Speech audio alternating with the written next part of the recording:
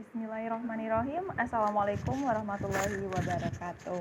Selamat datang dalam kuliah analisis permasalahan sosial atau yang sering disebut dengan ANSOS.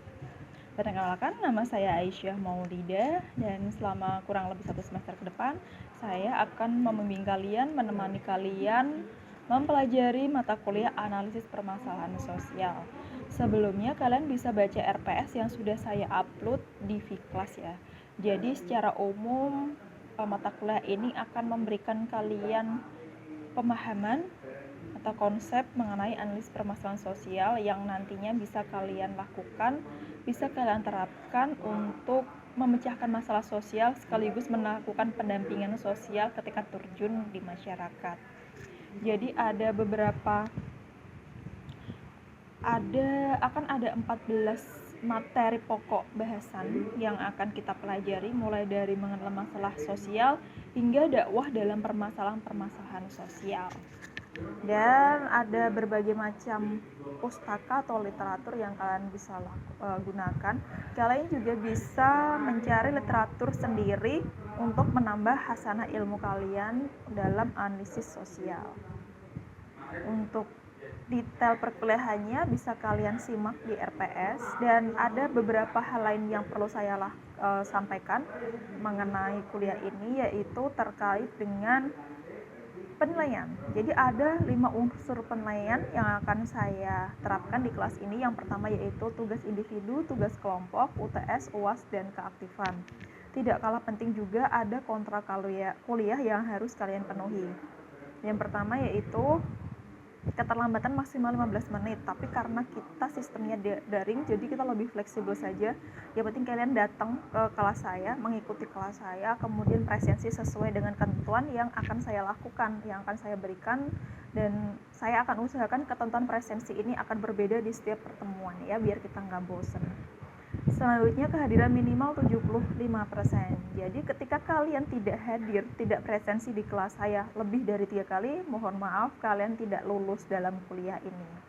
Jika nanti ada nilai yang tidak sesuai dengan pendapat kalian, misal kalian sudah rajin kuliah, sudah mengerjakan dengan tugas dengan baik, tapi nilai kalian jelek, kalian bisa konfirmasi ke saya. Kita secara fair saja buka-bukaan kira-kira memang seberapa layakkah kalian mendapatkan nilai tersebut.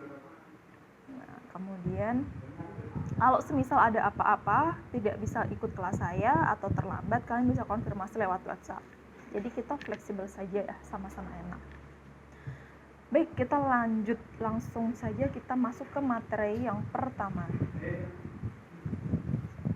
Ya, yang pertama yaitu tentang definisi. Jadi apa itu analisis sosial? Secara sederhana, analisis sosial yaitu skema tentang interaksi antar faktor dalam rangka memecahkan masalah sosial. Nah, terus selanjutnya, ini agak nggak kelihatan ya, maaf ya. Jadi ada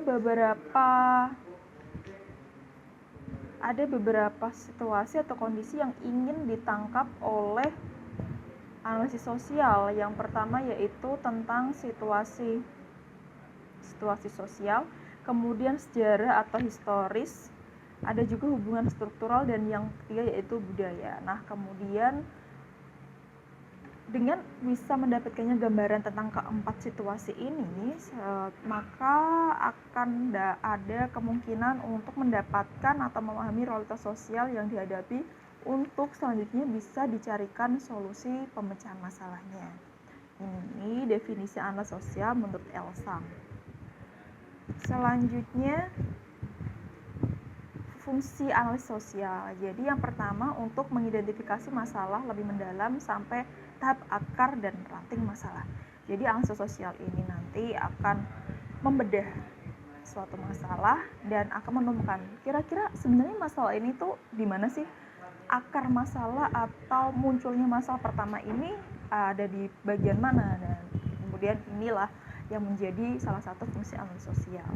Kemudian yang kedua yaitu mendalami potensi, kekuatan, kelemahan, peluang atau tantangan yang ada dalam komunitas. Jadi yang kedua ini terkait dengan fungsi SWOT ya. SWOT itu strength, kekuatan, weakness atau atau kelemahan, kemudian juga SWOT, option, peluang, dan terakhir yaitu tantangan atau threatening. Nah, ini sebenarnya analisis SWOT ini analisis yang paling sederhana untuk memetakan kondisi realitas suatu masalah sosial.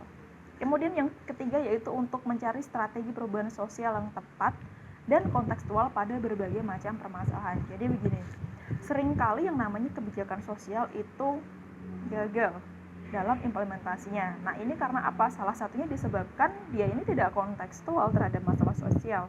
Jadi misal suatu kebijakan yang diterapkan di skala nasional, dibuat di tingkat pusat, kemudian kebijakan ini diterapkan di daerah, misal daerah pelosok. Nah, kemudian kondisi di daerah ini sebenarnya tidak sesuai dengan kebijakan yang ada di tingkat pusat. Nah, ini salah satu penyebab terjadinya kegagalan kebijakan. Nah, maka dari itu analisis sosial itu mencegah terjadinya kegagalan semacam ini. Makanya dia berfungsi untuk mencari strategi atau solusi yang tepat dan kontekstual sesuai macam permasalahan yang ada. Selanjutnya itu penggunaan analisis sosial tidak jauh berbeda dengan fungsinya, yaitu untuk menggali informasi dan mencari serta menemukan akar masalah. Kemudian untuk mencari informasi mengenai hubungan kuasa antar aktor, agen, pendukung, dan hambatannya. Nah, jadi dalam masalah sosial itu pasti kan ada hubungan tuh antara siapa saja yang terlibat, kemudian kenapa masalah ini bisa terjadi, kira-kira apa sih yang mendukung, faktor yang mendukung atau faktor yang menghambat masalah ini bisa terjadi. Kemudian memberikan kesaksian atau proses, peran pelaku, dan relasi kuasa dalam praksis advokasi. Dan yang terakhir yaitu memberikan prediksi dengan fakta yang dijadikan sebagai pembentukan strategi oleh masyarakat atau korban. Jadi nanti dalam masalah sosial itu biasanya outputnya itu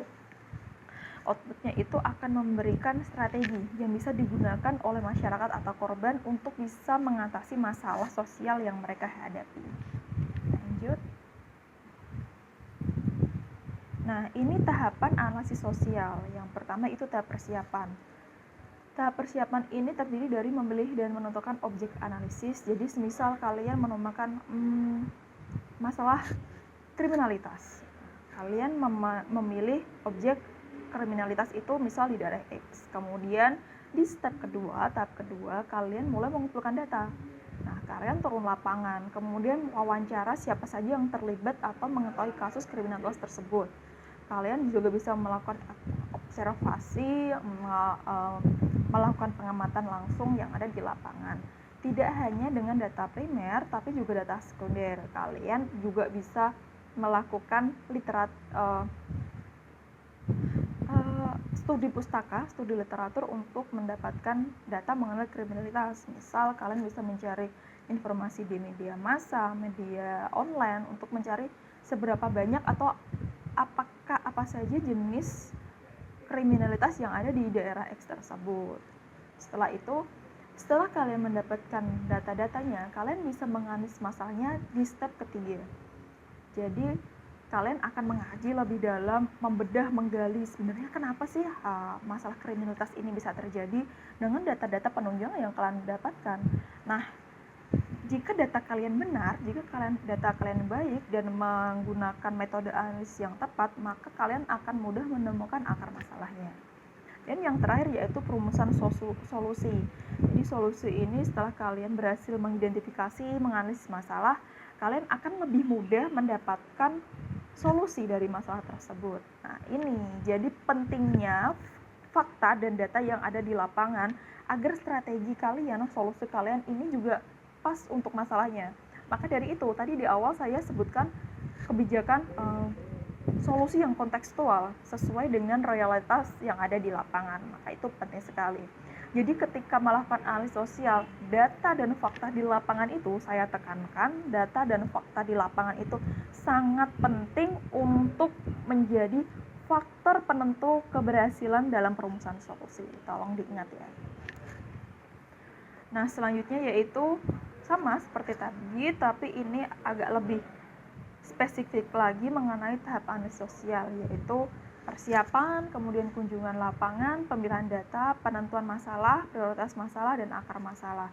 Nah, kemudian setelah ketemu akar masalahnya ini, untuk menentukan strategi ini lebih spesifik lagi, yaitu ketika kalian sudah tahu akar masalah, kalian bisa tahu kendalanya apa sih, kenapa masalah ini bisa sampai terjadi. Kemudian strategi yang tepat untuk mengatasi masalah ini apa. Nah, setelah strateginya ada, kalian bisa menentukan langkah-langkah apa saja yang bisa dilakukan, apa saja yang bisa digunakan untuk mengatasi masalah ini. Kemudian kalian juga jangan sampai lupa kira-kira sumber daya yang dimiliki suatu komunitas itu apa, sehingga bisa mengatasi masalah yang ada. Kemudian setelah tahu menganalisis keempat hal tersebut, kalian kemudian melakukan pelaksanaan, implementasi solusi atau strategi pemecahan masalah. Nah, setelah pelaksanaan itu juga ada tahap evaluasi. Kira-kira sejauh mana ya keberhasilan strategi tersebut mengatasi masalah yang ada. Setelah evaluasi kemudian ada refleksi, yaitu bagaimana keadaan atau kondisi masyarakat setelah adanya intervensi dari strategi yang telah diterapkan itu.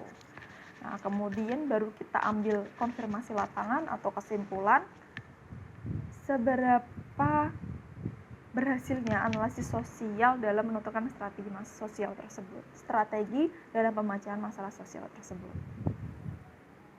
Nah, kita langsung lanjut ya, ini mengenal masalah. Jadi apa sih masalah itu? Pasti di hidup kalian ada banyak masalah ya. Setiap harinya bahkan mungkin kalian pasti mengalami masalah-masalah yang mulai dari masalah ringan maupun masalah berat. Nah, sekarang apa itu masalah? Jadi secara sederhana masalah itu ketidaksesuaian antara harapan dan kenyataan. Jadi ketika kalian punya standar tinggi punya standar tertentu terhadap sesuatu, dan kemudian standar kalian, harapan kalian itu tidak sesuai dengan kenyataan yang terjadi, itu juga masalah. Misal masalah itu contohnya ya, kalian di semester kemarin berharap bisa mendapatkan IPK di atas 3,5 kumulat gitu kan, tapi nyatanya karena keterbatasan akses, kemudian juga karena pandemi ini banyak sekali hal yang perlu kita adaptasi, ternyata kalian bahkan IPK-nya tidak sampai 3. Nah, itu juga masalah.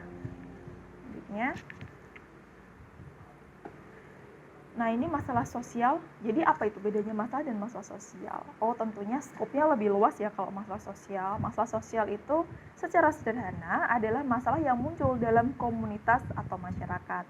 Komunitas atau masyarakat ini dimaksudnya itu bentuknya kolektif, majemuk. Ada banyak orang yang terlibat dalam suatu wadah tersebut, dan dalam wadah tersebut yang isinya orang banyak ini tumbuhlah masalah sosial. Jadi istilah sosial dalam masalah sosial ini menunjukkan bahwa masalah tersebut berkaitan dengan perilaku masyarakat. Perlu saya tekankan di sini, yaitu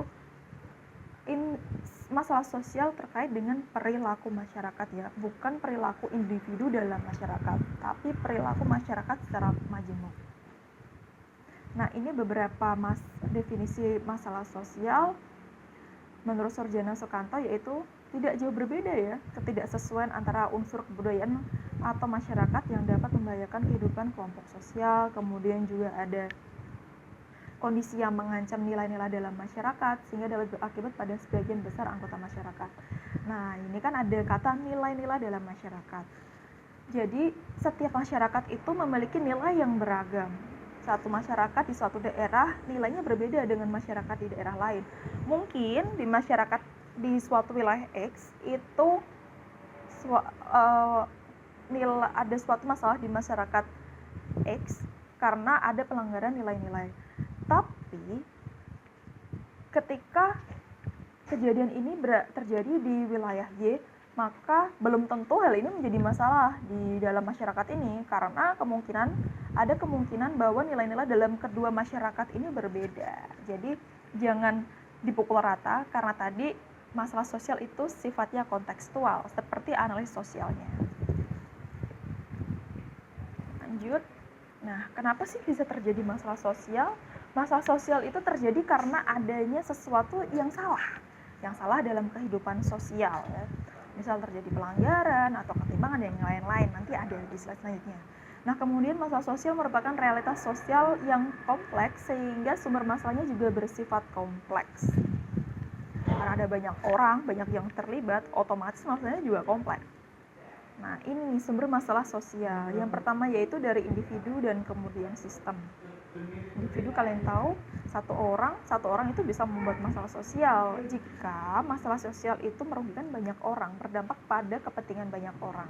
Kemudian sistem ini bisa jadi sistem politik, sistem kebijakan, dan yang lain-lain. Nah, ini menurut Coleman dan Kresis, apa sih penyebab masalah sosial itu? Yang pertama, institusi sosial, yaitu masalah sosial yang terjadi pada institusi sosial.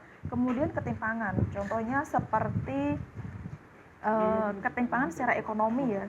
Jadi ketika ada beberapa orang yang punya ekonomi bagus, kemudian yang lain sangat miskin, maka itu juga bisa menyebabkan masalah sosial.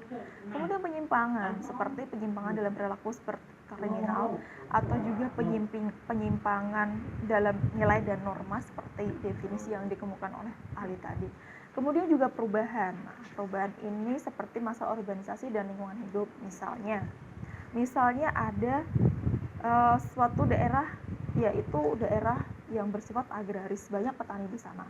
Kemudian ada tambang ilegal yang menyebabkan pasokan air atau aliran air ke wilayah pertanian itu berkurang. Nah, tentu saja ini akan menimbulkan masalah sosial bagi para petani yang hidup di situ. Nah, ini juga berdasarkan Leon. Jadi masalah sosial itu berbasis ketimpangan, kemudian juga institusi sosial, dan juga terjadi dalam sosial dan physical world. Dan yang terakhir juga sama dalam perilaku individu sebagai akibat perubahan sosial.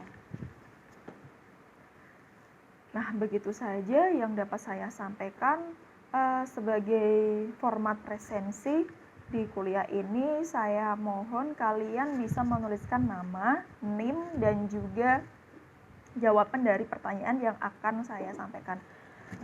Pertanyaannya yaitu apa ya, yang simpel aja sih. Masalah sosial yang dihadapi di lingkungan terkecil kalian, bisa di tingkat RT atau RW selama masa pandemi ini. Nah, tuliskan jawaban itu di kolom komentar beserta NIM sama nama kalian ya. Dan saya harap jawaban kalian ini tidak kopas dari jawaban teman-teman kalian, karena saya akan cek satu-satu. Ini kan jawabannya sesuai dengan kondisi kalian saat ini, jadi tidak perlu kopas dari jawaban lain. Baik, begitu saja yang saya sampaikan. Dan untuk